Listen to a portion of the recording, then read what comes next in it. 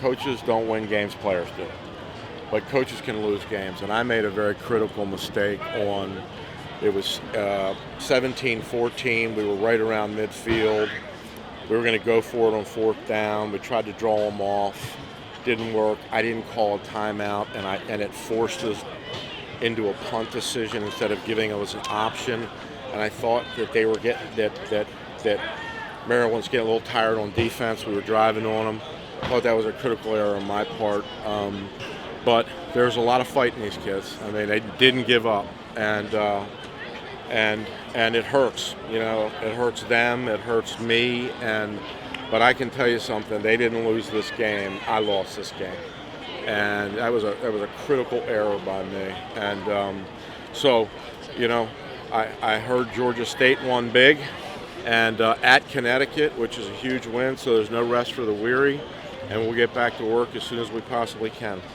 Defensively, Coach, saw second half they got it going. You guys down a couple of D linemen. You lost one defensive lineman in that second quarter. How did you see maybe the depth kind of hurt the defense as this game went along? Well, no excuses on the depth. We got as many players, you know, on the roster as they do. We just didn't have our kids prepared well enough. The younger guys that had to step up. But you know, really, it was for 3 quarters. It was we played them even for 3 quarters, and in the end, we unraveled. And I think again, I had a lot to do with that. So. You talk about the fight of the team, though. They do go down. Ivy comes in, get a touchdown at the end. What would that mean, at least, to finish this game with that? Oh, I think it means a ton. You know, it's what you remember, right? And you know, we went out with a score, and that's how the game ended. And I think that's really important to our kids. It's important to our program. And you know, there are no excuses for losing. There's no wins in losing. But as I said, I love these kids. I wouldn't want to coach anybody else. And we're going to move the game next week. The emotions, of course, are high. I think the thing we were trying to focus on was keeping the guys that know a lot of these guys, keeping them humble, you know, keeping them level-headed. That was the most important thing, not letting the emotions of the game and the emotions of their old teammates get the best of them. Because ultimately that's what they try to do during the game after plays, like talk a little smack here and there, try to get them rattled. But I think we did a good job maintaining them, keeping them balanced. And of course, it's never the outcome you want to have, especially on a homecoming like that.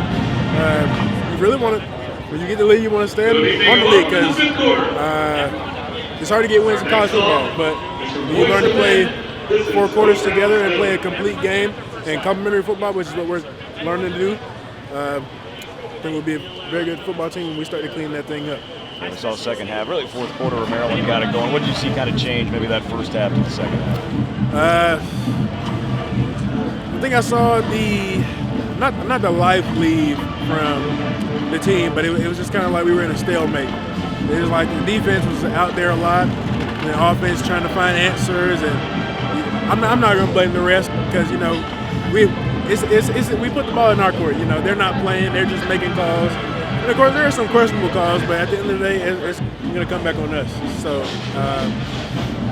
again, we got to get better, especially with the mental things, and that's going to start day one. That's going to start most definitely the second we get back. So we watch the film on the plane, we'll put it to rest. I know I'll put it to rest tonight, so I'll watch it, fix my mistakes, and get ready to go 2-1 versus Georgia State. So there is one play you can look back at, I'm sure, finally. That was the pick six. What would you see on that play that led to that moment for you?